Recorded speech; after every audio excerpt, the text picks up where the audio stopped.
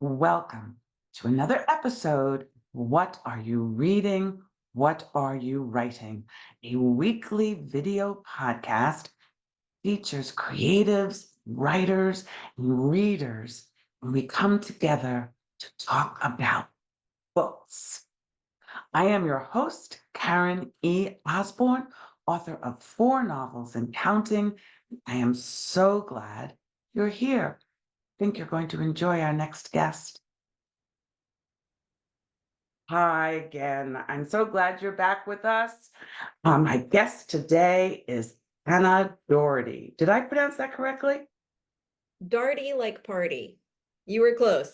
Doherty, like party. Doherty. Daugherty like party. Doherty, like party. Okay.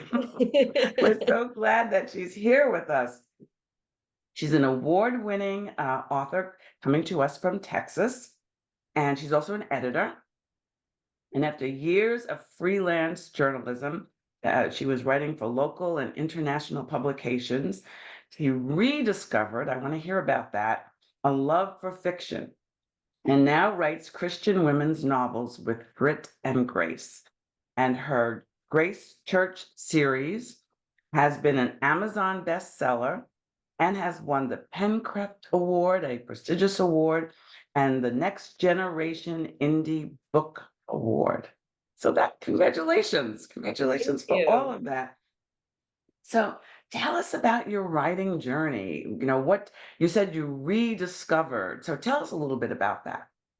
Yes, so I always loved writing. As a kid, I would write a family newsletter to send to my aunts just because I wanted to write. And I would turn every summer camp friend into a pen pal. I just loved to write.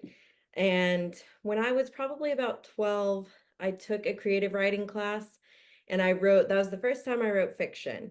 And I loved it. And the teacher was super encouraging, and she shared it with everybody anonymously and was like, "Isn't this so wonderful?" And of course, I was so proud. And it wasn't until I brought it home and I showed my family because I was, so proud of it.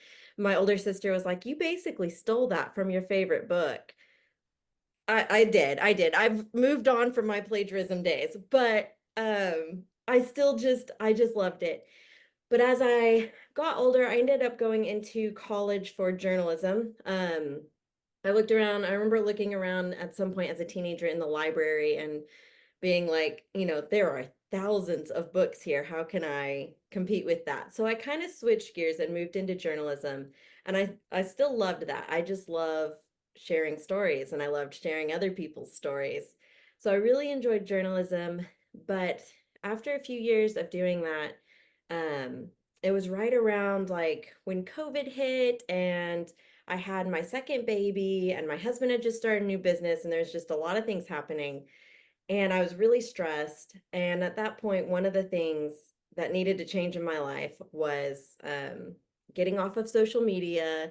And I was reducing my workload at the time. So I ended up with a little more time on my hands. And I started reading just for fun again, which I hadn't done much of in years. And so just reading fiction again kind of got that creativity going again. I was reading stories and I was like, "Oh, I love this, but that's not how I would have ended it." Or "I think the character should have done this." And so my brain was just kind of going there. And I did not think that I had never planned to write a full-length novel. I didn't, I was used to journalism where it's like 1,000-word articles, not 100,000-word stories. So, but after one of these books that I had read, I remember specifically being a little frustrated, and I was like, well, I want to tell that differently. So I started kind of just exploring with it, just taking this idea and running with it and throwing different things at my character. And it was really just free writing. But I got to about 50,000 words and I was like, hey, I can do this. I'm going to finish it just to say I wrote a book. So I finished it, and that one was terrible, shoved under the bed. It'll never see the light of day. But it just made me realize I can do this. And I really enjoyed that. I had a lot of fun with that. So then the next one, I was like, okay, well, now I have another idea and I want to take this a little more seriously. So I started really trying to learn more about the craft and learning more about writing novels, because journalism didn't necessarily apply to, mapping out plot points and stuff. So while I had like a solid handle on just the art of writing itself, I really poured myself into jumping into this world of fiction and absolutely fell in love with it. So I have switched over to doing that completely now. That sounds awesome. Our stories are very similar except for the journalism part. But but I did journalism in high school, but I was always going to be a writer. Then life got in the way, and then I came back to it, because it keeps calling you, right? Your It characters say, does. "Hello, come talk to me." You can't turn it So off. so you decided to write Christian women's fiction. So tell us about what the inspiration was for that, or why that genre?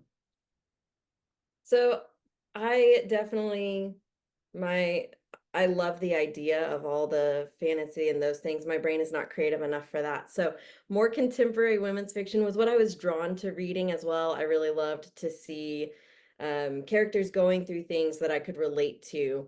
And so that was just what I was naturally drawn to reading, and so what I was going to be naturally drawn to writing as well. And I really wanted to take Christian fiction, be able to apply some of the things that I believe to modern issues that I see people running into. And I felt like some of what I was seeing in Christian fiction was maybe a little too sunshine and rainbows. It was a little too easy. Sometimes Mm, in the effort to keep things clean, things were glossed over a bit too much. And I felt like sometimes you'd have a big issue and then they'd say a quick prayer and it was all fixed. And as somebody who's been a Christian for at least 20 years, I knew that that's not what it always looks like, that, you still have to do the hard work of going through these things. And I wanted to write about that. I wanted to take some of these gritty issues, bring in some of the clean language and things that I appreciated in Christian fiction, but bring in some of the modern hot topic, hot button issues that I was seeing in secular fiction.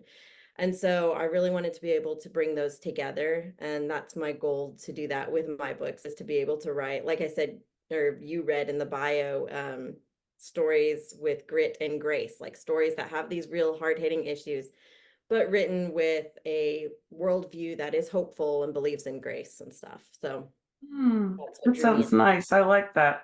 That sounds wonderful. I belong to a Christian book club, and I'm going to have us look at some of your books and see if that's something we want to take up. So, tell us about the premise for your newest one, which came out in August, right? Yes, Reaching for Grace. yes. What's the premise of that? All right. So, Reaching for Grace is a story about two people who seem like polar opposites, but they're really both wrestling with difficult families and with putting up a false front to the people around them. So, my main character is Rin. She comes from a background in poverty. She grew up with homelessness, and she has worked really, really hard to purchase her first home on the Texas coast. And shortly after she does that, a hurricane hits the coast, and she is forced Mm, to either turn back to some toxic family members for help or risk kind of opening up and letting the church see some of the imperfections in her life. Specifically, one of those people is her kind of frenemy, Daniel Hollis. And he's this other end where he's this charismatic, highly successful tech entrepreneur. But he has also been dealing with difficult family issues. He has a sister who's severely disabled and has been working most of his life to take care of her and to prove his own worth to his family. And so it's really a story of both of them learning how to love difficult people, handle these difficult family mm. relationships, and also be able to open up and not constantly feel like they have to put on this mold of perfection for the church, which I think is an issue that a lot of people might feel like when they are in the church. You want to look like everything's perfect, right? So both of them really have to learn to open up and let others into those imperfections. Oh, cool. So, what's her name? What's your main character's name? Rin Atwood. Rin. That's yes. So, what do you like about Rin? What do you like about her? What do you love about her? Oh man, so she was super, super fun to write. This was a very character-driven story for me. It started with the characters before I had any plot points. I was like, I know I want these characters.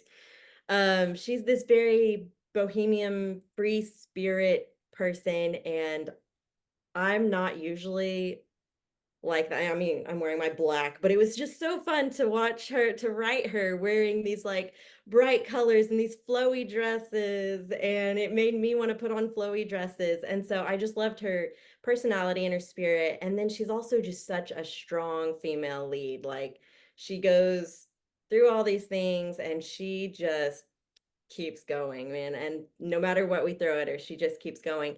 And so I really loved writing a strong female lead who was also really in touch with this super feminine kind of girly side of her. So she was just a lot of fun to write. Now, was there anything that annoyed you about her? Is there anything that you'd like, grow up, you know, or why are you doing this? Because we know our characters take us to wherever they want to go. Right. So was there anything that you wished she would work on or Yes. do Yeah, better? definitely.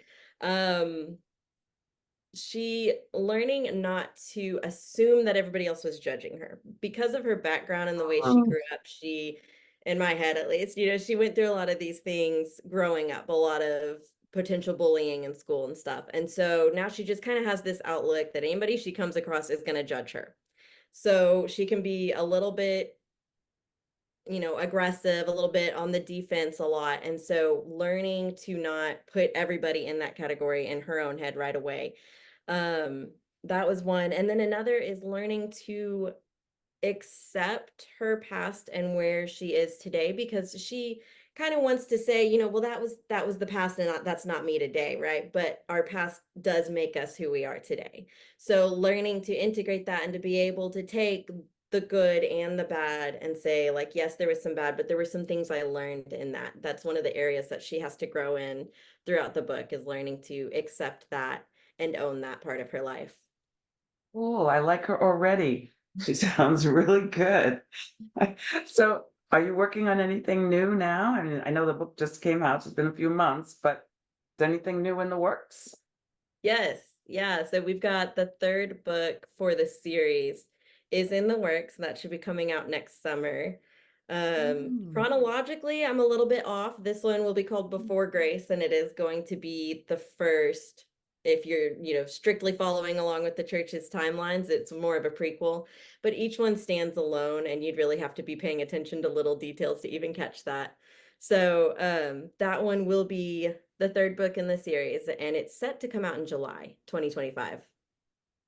Excellent. Congratulations. That Thank sounds you. really, really cool. So, our show is called What Are You Reading? What Are You Writing? And so, we like to always hear about two kinds of books, like one that helps shape who you are in some way. Maybe there's a book that just resonated with you. And then after that, I'd love to hear just a recommendation of something that you've recently read. Sure. So it is so hard to point to that one book that shaped me. There's so many, but so I'm gonna cheat. I'm gonna say two. Okay. A couple of authors that I love. The first one that I grew up with and grew up loving was C.S. Lewis and his Chronicles of Narnia Mm. series. And I feel like that was probably my first great example of telling biblical truths through a story, without having to, come right out and preach it to you, but just being able to see it in the characters and the choices they make and the things that happen. So that would be the first. And then the more recent example for me is another author. Her name is Becky Wade, and she writes Christian women's fiction as well. And that was one of the first times that I saw people writing really messy issues, like a character that has drug addiction. And we're going to deal with that in a Christian fiction genre. And so I really admired her writing and devoured it all. And then that kind of helped me see, like, hey, we can do this. We can tackle these heavier issues and still, be Christian fiction. So she definitely had a big Oh, influence. Oh, good. and And then is the there a book? Is there a book that you read recently that you could recommend? Yes, yes. So, there's a couple. One I've really just been enjoying. I love like a clean rom-com read because I feel Mm, like all the awesome rom-coms of the early 2000s are gone and all the movies, you know. And so Kate Watson is an author. She has a book that just came out called Don't Go Faking My Heart. Just read that one. That one was really fun. And then another recent read that I loved is from it's another Black Rose writing author. Her name is R.C. Mogo, and her book is Innocence of Marbella. And that's a brand new one. And it's really, really fascinating. It's like a Christian historical fiction, kind of some mm, elements of fantasy, supernatural things, except it's kind of done under the guise of like these miracles happening. Very, very creative. It's like a retelling sorts of Moses leading the Israelites out of slavery when all the plagues happen and stuff. And it's kind of this medieval setting where this girl is leading children out of slavery and there's all these things mm. happening. And it was just so creative and so incredibly well done. It's her debut novel and I was blown away. So I highly recommend that one. It sounds great. But we have a lot of very good writers, don't we, in our Black Rose writing family? It's Good. amazing. Yes, yes. So how now you've got everybody intrigued, everybody wants to meet you, everybody wants to read your books. So where can they find you? I'm on Instagram and Facebook as Anna D. Writes. As you noticed, trying to say my last name, Daugherty, it's terribly hard to say and spell long and Irish, so we just do the D, Anna D. Writes. That's my social media handle. That's also my email. So annadwrites@gmail.com. And I have a website at the same as well, annadwrites.com. And I do a monthly blog post there. It's a beautiful website. I visited it. It's very engaging and bright, and you can read everything so easily. I really liked visiting your website. Thank So you. I hope you will visit Anna's website. I hope that you will follow her. Please do that. I hope you're already following me on Instagram and Facebook and on my website and on the YouTube channel, Karen E. Osborne. Don't forget the E, because there's another Karen Osborne out there writing fantasy. Who knew? And I hope that when you do get in touch with Anna, that you will, that you let her know that you met her on What Are You Reading? What Are You Writing? And see you next Tuesday. Take care, everybody. Bye bye.